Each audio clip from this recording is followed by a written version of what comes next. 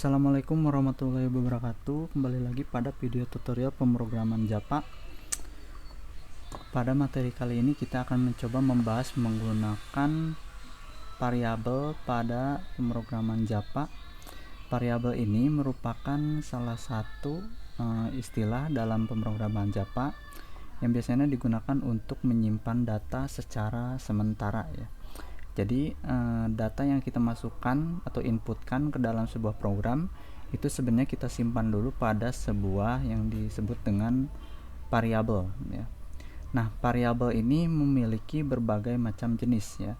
Variabel ini memiliki tipe data ya. Nah, tipe data ini merupakan jenis dari data tersebutnya. Jika misalkan ada data berupa angka, ada berupa teks ya gitu, ada juga yang berupa logika. Nah, di sini ada beberapa tipe data dalam sebuah variabel.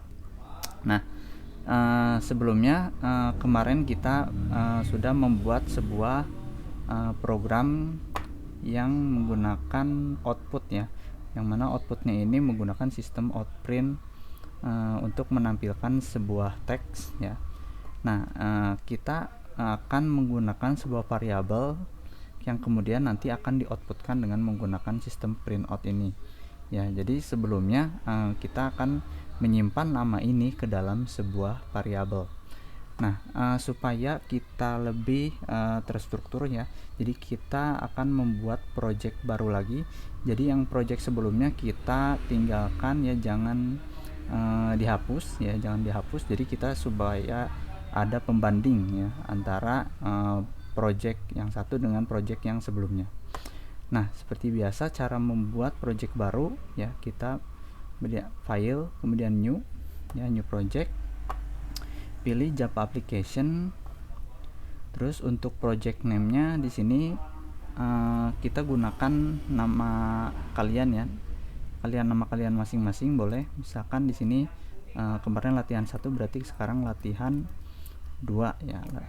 Kemudian underscore misalkan nama di situ nama kalian ya, supaya menjadi pembeda ya antara satu dengan yang lain.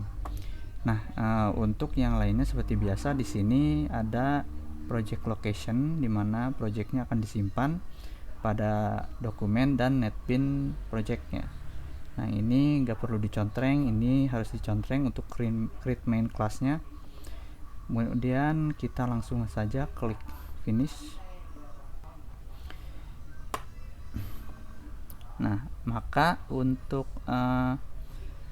projectnya telah dibuat seperti biasa. Untuk struktur dari awalnya seperti ini ya, terdapat dalam source package itu ada package dengan nama latihan 2 nama ya. Untuk nama kelasnya, nama file Java-nya adalah latihan 2 underscore nama .java ya. Nah, di dalam file Java-nya ini terdapat beberapa codingan ya. Untuk yang warna abu ini seperti biasa tidak dibaca oleh si program ya. Jadi ini tidak dibaca atau dilewat. Nah, yang dibaca adalah yang ini, package latihan 2 nama. Nah, yang ini merupakan disamakan dengan nama package yang ini yang kuning. Kemudian ada public class ya, yang mana ini kurung kurawal buka dari sini dan diakhiri sampai kurung kurawal tutup ya. Ini satu kelas berarti. Kemudian untuk metodenya ya, public static void main, ini kurung kurawal buka sampai kurung kurawal tutup ya. Ini berarti satu metode.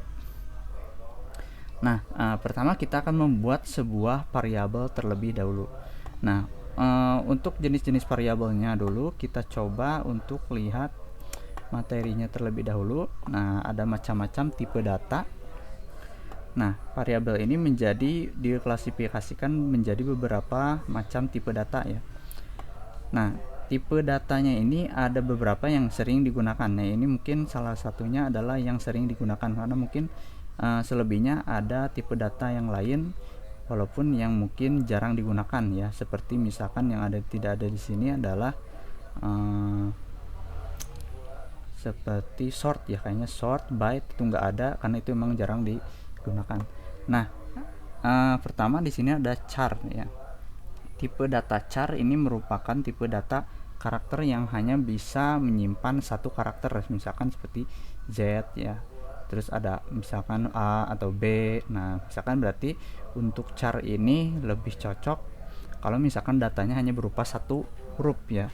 Misalkan kalau data satu huruf seperti misalkan golongan darah, walaupun mungkin golongan darah ada yang dua, mungkin bukan, berarti seperti jenis kelamin, misalkan jenis kelamin cukup dengan menggunakan L dan P misalkan ya, untuk laki-laki L, untuk perempuan P. Nah yang kedua adalah tipe data INT. INT ini merupakan integer ya, merupakan angka atau bilangan bulat ya. Angka bilangan bulat ini berarti yang tidak mempunyai koma ya, misalkan di sini contohnya adalah 29 ya. Kalau misalkan yang bilangan berkoma itu disebutnya adalah tipe data float ya, bilangan desimal. Contohnya di sini adalah 2,1. Kemudian yang selanjutnya adalah double ya. Double juga sama bilangan desimal ya, bilangan desimal. Cuman di sini bedanya dengan float adalah lebih besar kapasitasnya. Jadi rentang digitnya, jumlah digitnya itu lebih panjang dibandingkan dengan float ya. Terus yang selanjutnya adalah string. String ini adalah kumpulan dari karakter. Nah, yang merupakan kumpulan dari char ini. Ya, jadi string ini berupa kalimat ya atau kata. Di sini contohnya adalah hello world ya. Bisa jadi untuk string bisa menyimpan nama, mungkin contohnya ya. Bisa menyimpan alamat, mungkin bisa menyimpan agama misalkan ya. Karena itu berupa teks ya. Nah, kalau misalkan yang angka, contohnya di sini INT berupa umur misalkan. Kalau umur berarti bisa kita menggunakan tipe data INT. Kalau float yang koma misalkan datanya adalah berupa yang berkoma, misalkan contoh berat badan ya. Kalau misalkan berat badan kan ada yang komanya misalkan 60,5. Nah, berarti itu bisa menggunakan tipe data float gitu ya. Kemudian untuk yang boolean ini tipe data yang hanya bernilai true atau false ya. Misalkan jadi true ini adalah benar ya, false ini adalah salah. Jadi contohnya misalkan data yang berupa hanya benar dan salah. Contohnya misalkan status, misalkan statusnya misalkan sudah kawin atau belum. Nah berarti kalau kawin berarti bernilai benar, kalau belum berarti bernilai false ya. Jadi tipe data boolean ini bisa pada status gitu ya. Nah kita coba terapkan pada NetBeans ya, untuk membuat tipe variabel ya. Kita tuliskan dulu dari awal. Misalkan kita pengen membuat sebuah variabel nama, maka variabel nama ini menggunakan tipe datanya adalah string gitu ya. Maka pertama tuliskan tipe datanya dulu, string ya. Untuk string di sini S-nya besar awalnya. Terus kemudian nama dari variabelnya, nama variabelnya misalkan nama itu ya. Kemudian titik, koma. Nah, ini adalah cara membuat variabelnya seperti ini. Jadi pertama tuliskan tipe datanya, kemudian yang kedua adalah nama dari variabelnya ya. Jadi nanti nama variabel ini akan kita panggil pada sistem outprint yang kedua. Misalkan di sini kita namanya ini kita pengen isi, berarti kita bisa ketikkan nama sama dengan ya,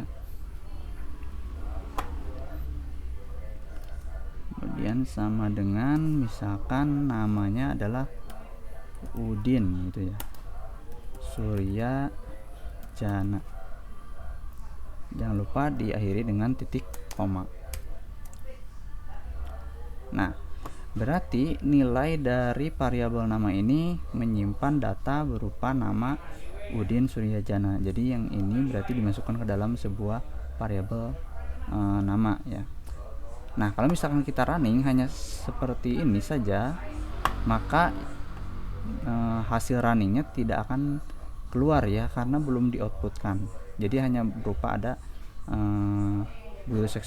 successful aja. Nah, jadi tidak mengeluarkan output apapun. Nah, kalau ingin mengeluarkan output seperti biasa, kita harus menggunakan system.out.println. Nah, baru kemudian kita keluarkan variabelnya di sini nama. Di sini kurang t println nama. Nah, kemudian kita running kembali. Nah, maka data yang Udin Suryajana ini akan dikeluarkan oleh si sistem outprint tadi ya. Jadi hasil outputnya adalah Udin Suryajana. Nah, bagaimana misalkan di awal namanya ini harus ada nama saya adalah misalkan, atau nama titik 2, berarti di sini kita harus tambahkan berupa kalimat ya. Nah, cara menambahkannya adalah dengan menambahkan kutip lagi ya. Di sini nama titik 2 ya. Nah, kalau seperti ini berarti kita akan mengoutputkan isi dari dalam kutip plus ditambah isi dari variabelnya yang merupakan di sini isi datanya adalah Udin Suryajana. Maka kalau misalkan di outputkan ya, maka kita akan mengoutputkan nama titik 2 segini ya, ini yang ada di dalam kutip sebelah sini, plus ditambah variabel namanya. Jadi kalau misalkan mengoutputkan sebuah variabel nama itu nggak perlu pakai kutip seperti ini. Jadi jangan sampai seperti ini. Kalau misalkan nulisnya seperti ini, nah ini berarti bukan dianggap sebagai variabel, maka hasil outputnya pun akan menjadi nama titik 2 nama. Jadi kalau yang di dalam kutip berarti ini dianggapnya hanya teks ya, bukan variabel. Nah, selebihnya kalau misalkan pengen menggunakan tipe data yang lain, misalkan di sini ada int. int berarti berupa bilangan bulat ya. Kita enter di bawahnya misalkan int terus umur ya, karena umur berupa angka jadi kita harus menggunakan tipe data int ya. Jadi yang seperti ini ya, ini disebutnya adalah deklarasi ya. Kita coba berikan komen. Ini deklarasi variabel atau ya membuat variabel ya. Jadi ini berupa keterangan aja ya. Kemudian yang ini adalah mengisi variabel. Kemudian yang ini yang sistem outprint ini merupakan menampilkan isi variabel. Nah, berarti di sini ada 3 tahap gitu ya. Nah, yang selanjutnya di sini kita akan coba menampilkan umur. Nah, terus untuk umurnya kita harus isi ya, umur diisi dengan datanya adalah misalkan 20 tahun ya. Jangan misalkan ditulis 20 tahun karena ini tahun ini kan ada teksnya, maka dia akan error. Jadi untuk menambahkan tahunnya ini kita harus menambahkan di sistem outprintnya nanti ya. Jadi untuk integer itu hanya bisa menyimpan angka. Jadi kalau misalkan teks gak bisa seperti ini 20 misalkan dalam kutip, misalkan dalam 20 ya. Nah, ini gak bisa karena umurnya itu adalah berupa integer. Di sini ada error, string cannot be converted to int, artinya string itu nggak bisa dikonvert ke dalam int. Nah, berarti di sini harus bisa berupa angka 20. Nah, kenapa kalau misalkan angka itu nggak pakai kutip ya? Karena kita untuk integer itu nggak perlu pakai kutip. Kalau misalkan seperti ini, nah di sini juga nggak bisa karena untuk 20 ini dianggap berupa teks ya. Jadi kalau untuk angka itu nggak usah pakai kutip ya. Nah, sampai sini kalau misalkan ini di running, apa yang terjadi? Nah, di sini hanya mengeluarkan namanya saja ya. Jadi untuk umurnya nggak dikeluarkan. Kenapa? Karena kita belum menampilkan isi dari variabel si umur. Nah, jadi kita wajib tampilkan kembali ya, gitu, system.out.println terus umur. Nah, kalau seperti ini jika ditampilkan maka ada hanya 20 saja. Nah, seperti biasa kalau misalkan ini menambahkan teks di belakangnya ya, berarti kita tambahkan kutip ya,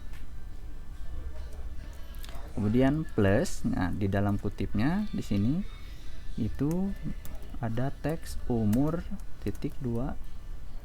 Nah, kalau misalkan ditampilkan nama Udin Suryajana umur 20. Nah, harus misalkan di sini pengen ditambahkan tahun, berarti kita tambahkan lagi plus ya, dalam kutip tahun ya.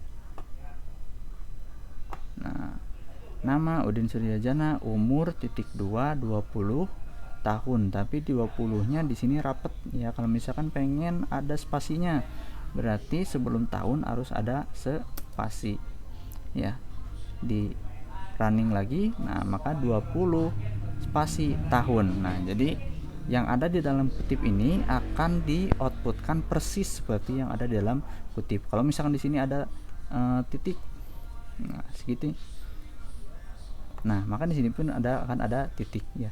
Jadi yang ada dalam kutip ini akan persis akan di outputkan seperti yang ada dalam kutip. Nah, mungkin untuk materi kali ini cukup sekian ya. Untuk tugasnya mungkin kita bisa menambahkan dengan yang lain ya. Nanti saya post di grup. Untuk tugasnya juga dikerjakan, silahkan kirim untuk hasilnya di link yang saya kirim di grupnya. Cukup sekian dari saya. Assalamualaikum warahmatullahi wabarakatuh.